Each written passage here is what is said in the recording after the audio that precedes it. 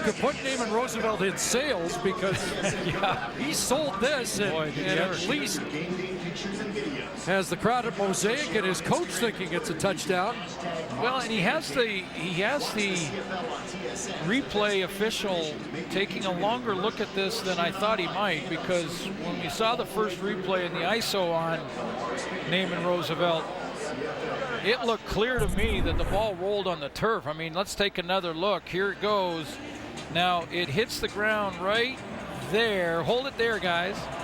I mean, you can't use the ground to help you make the catch. And the arm not underneath? No, that's... After review, the ruling on the field is confirmed by replay. It was an incomplete pass. Saskatchewan has charged their final timeout. Third down. Here's Johnson. Correction, it should be second down, 2nd and 10.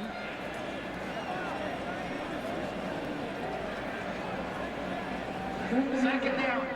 Bomber halfback had a good view of it, but the official waved it incomplete immediately. And they had it right. So it is 2nd and 10. From the 37. 3 receivers far side over the middle. That one low at the top. Roosevelt kept that one off the turf to move the chains. Yeah, that was a good catch down low. And Durant really had to put it there. There was coverage on the inside, and he has to throw it into the middle here.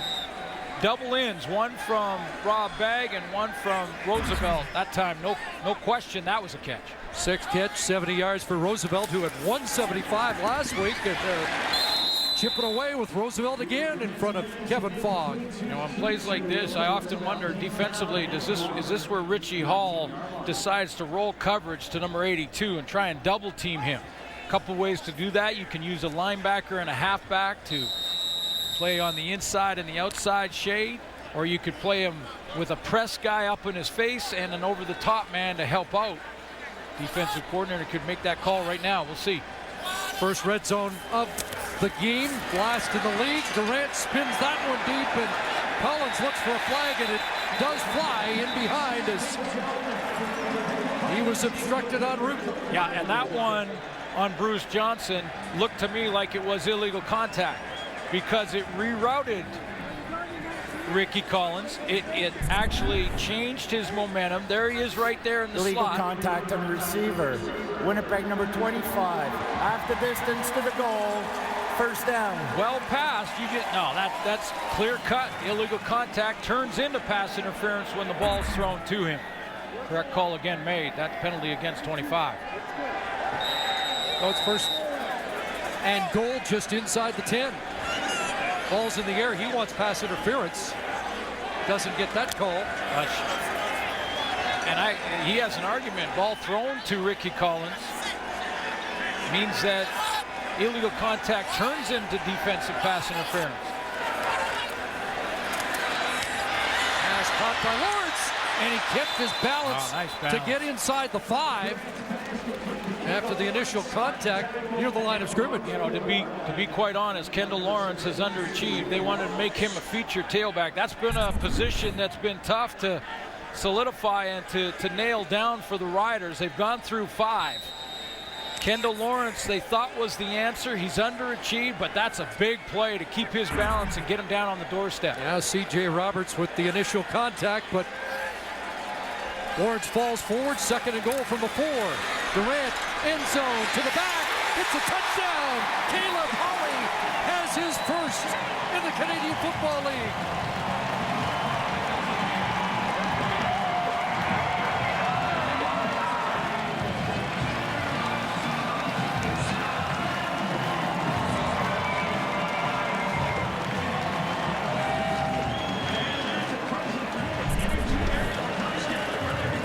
Well, a major for the fans to cheer here at Mosaic Stadium.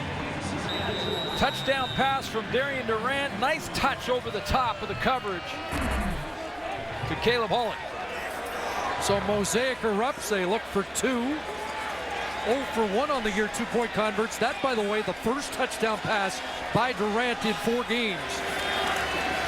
And now looks for 2, and he's got it. Double dips to Holly. And 88's been out of the gate all afternoon long.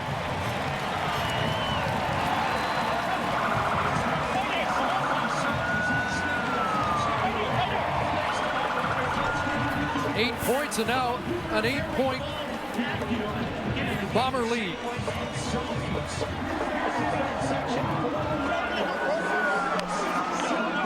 And another target, a weapon emerging here in the Rider offense.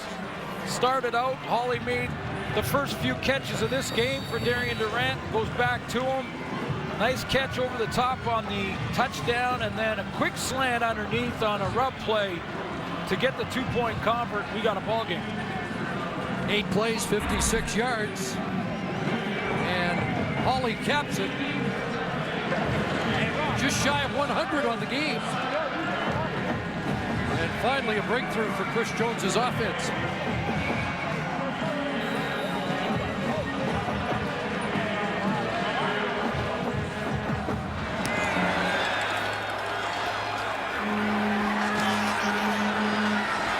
Quincy McDuffie on the return. Had some great returns last week against Montreal. Flag comes down at the end of this return, which stops at around the 34.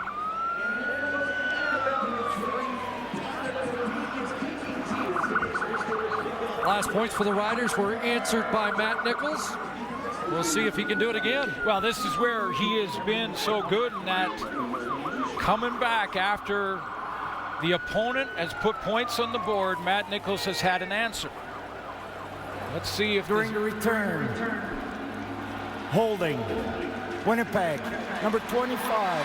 10-yard penalty. First down, Winnipeg. A couple of calls on the teams against Bruce Johnson in this game. And one that last series on defense. And so it's the Bombers backed up at their 13. Just had their first 2 and out. Fake to Harris, and Nichols over the middle, and he's got Gerard Shepard, the big target.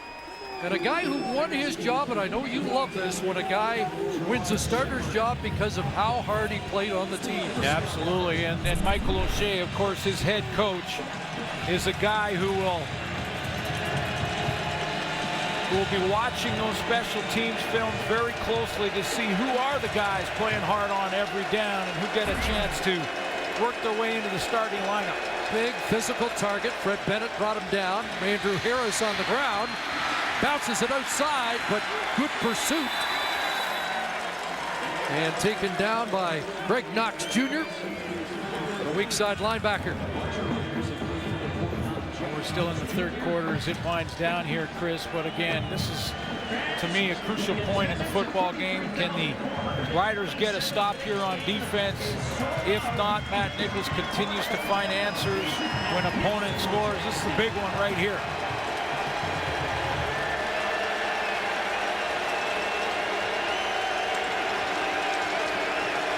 Second and 7.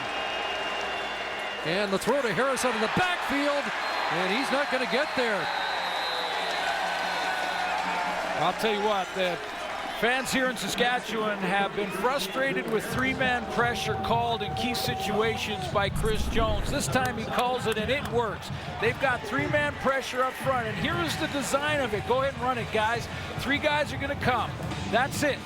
But what they're trying to do is dictate to the quarterback to throw it underneath that deep drop of all those players back in coverage. They rally to make the tackle, hold them short, and they're going to have to punt. Boy, Fred Bennett was there, but so was Otha Foster and Corey Jones.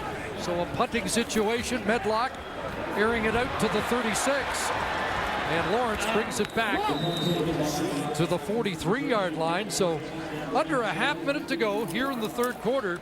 And the Rough Rider offense coming off their first touchdown of the game and their first passing touchdown in 4 games goes back to try and get even closer. And Darian Durant poised to cross that 300-yard barrier, passing that would be his 33rd of his career.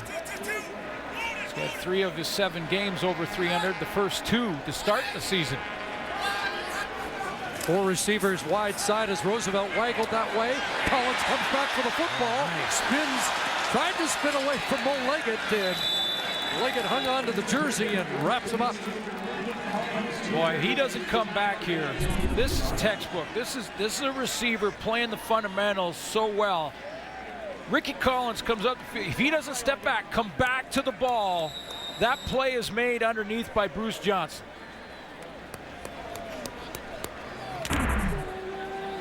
So 6 for Collins.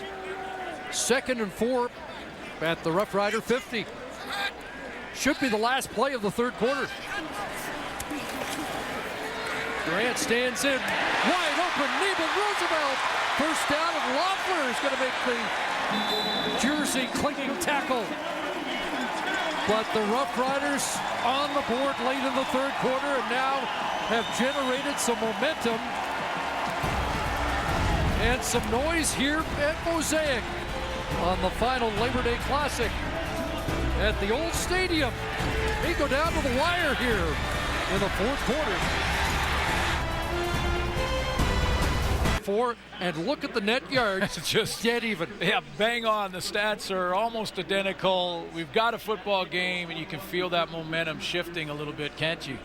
It is amazing how quickly it can turn, and now the Rough Riders have a chance to get even closer. And we know that Mike O'Shea, the coach of the Bombers, senses that momentum and is trying to do something about it. Well, absolutely. It was the defensive stop by Saskatchewan after the major, and Michael O'Shea himself rallied the team, brought them together on the sideline during that break to say, guys, momentum is shifting here.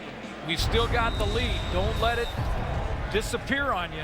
Get the stop right now. See if his defense responds.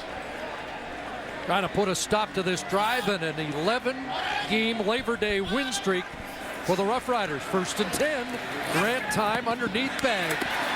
And he'll get pushed out by the guy Milton calls the Fog Dog, Kevin Fogg, there defensively. Well, what a player he has become in a short amount of time. The #1 DB in the defensive playlist in the league. Hard to find a better first-year player in the league than 23. Those guys are usually linebackers because they're involved in so many different aspects. Not often DBs, but he's in the top 10.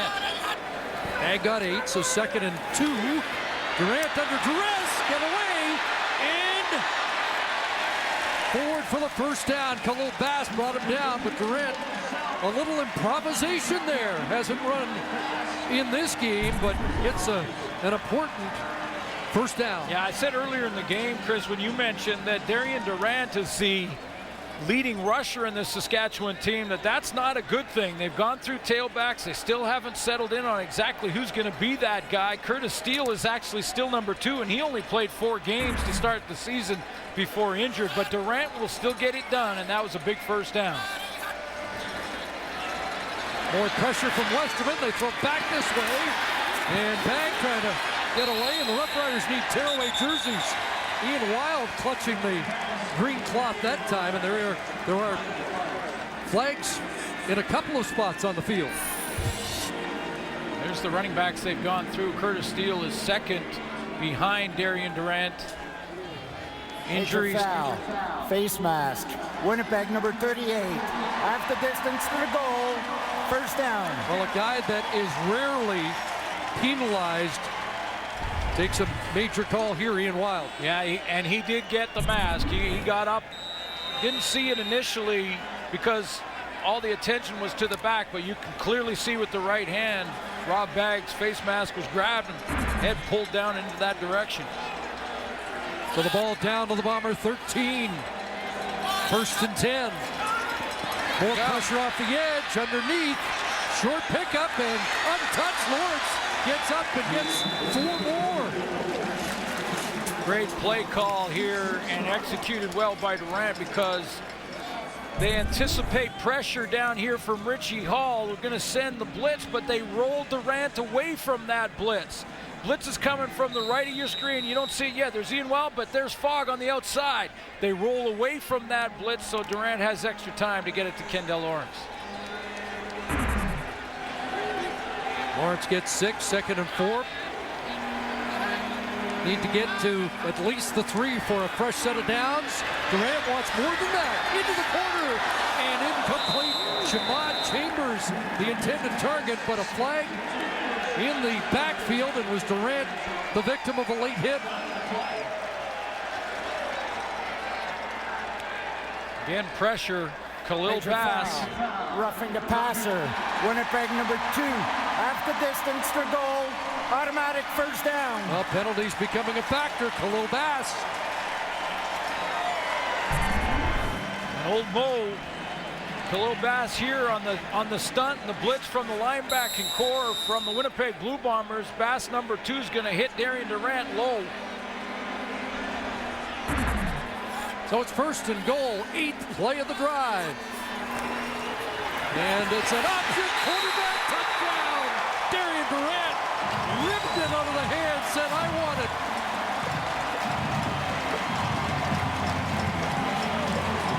Ran this play earlier in the game, and he gave it to Roosevelt on the fly sweep. Durant saw the middle open up on that play in the first half and banked it. You could tell because he did rip the ball out of there, Chris. There was no question in number 4's mind that he was keeping this one from what he had seen when they ran this play earlier. He saw that middle open up and he took it. Roosevelt kind of looked like he'd just been pickpocketed. Now they go for 2 and try to tie it up.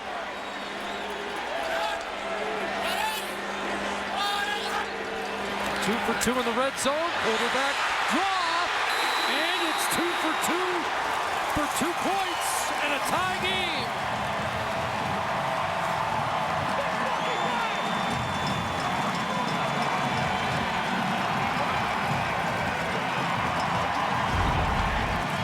It's Labor Day, and the home team trying to keep the tradition alive. 19-19. Darian Durant, quarterback draw to tie the game. The most famous quarterback draw in the Labor Day Classics 2007. Final minute. And a game-winning touchdown for Kerry Joseph. And a springboard to a Grey Cup championship.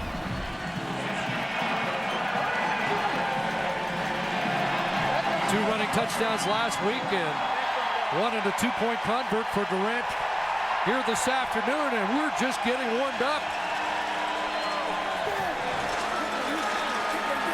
Quincy McDuffie fields it at the 15. And in this 4th quarter, Winnipeg will have the slight wind advantage. McDuffie bumped out short of the 30-yard line, and Matt Nichols going to try and find a way to regain this momentum. Michael O'Shea felt it. He felt it as the 3rd quarter was coming to an end. He got the team together, the Winnipeg Blue Bombers over there on their bench, and he said, guys, momentum has shifted here.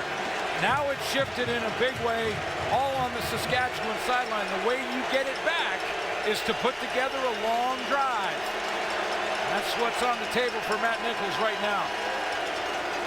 First down, the pitch to Dressler, back into the traffic, and brought down around the 32. Otha Foster steps up. Pickup of around 5.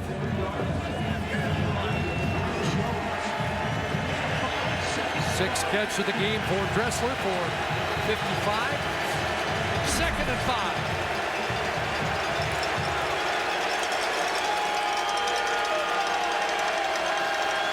And this is why the Bombers practiced in loud noise conditions all week.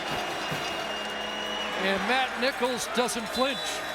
On the money to Clarence Denmark to silence the crowd momentarily. Yeah, this time the 3-man pressure in the key situation doesn't work for Chris Jones. They sent 3 there, but Nichols quickly recognized it and threw it to the outside curl where there was not a chance for the Saskatchewan defense to rally to make the tackle short of the first down. Jonathan Newsom's moved inside. 5-man front.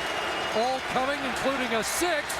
And the pass downfield, and Dressler makes a terrific catch. That'll bring back some memories here at Mosaic.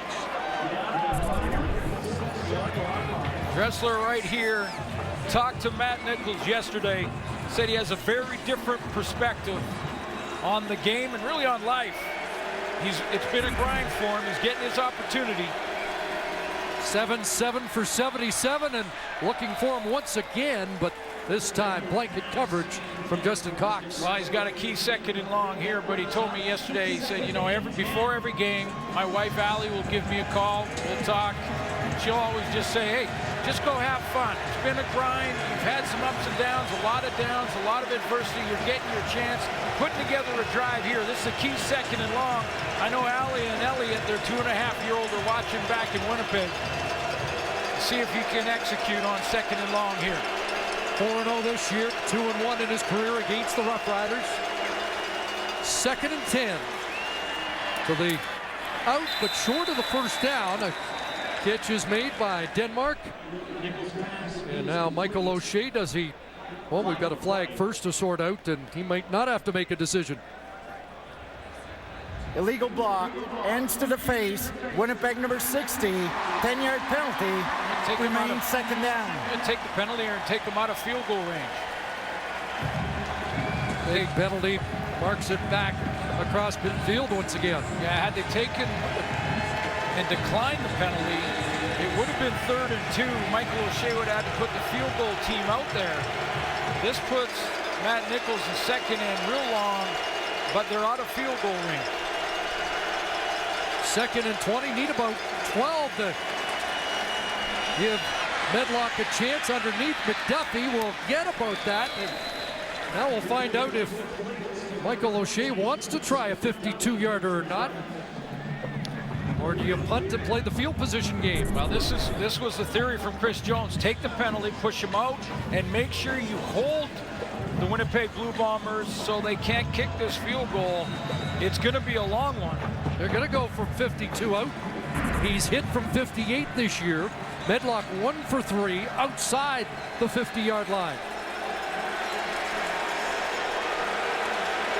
For the lead, Medlock right down the middle. And the Bombers are back on top. Clutch kick. Midway through the 4th quarter. 52 yards out. And Medlock is good.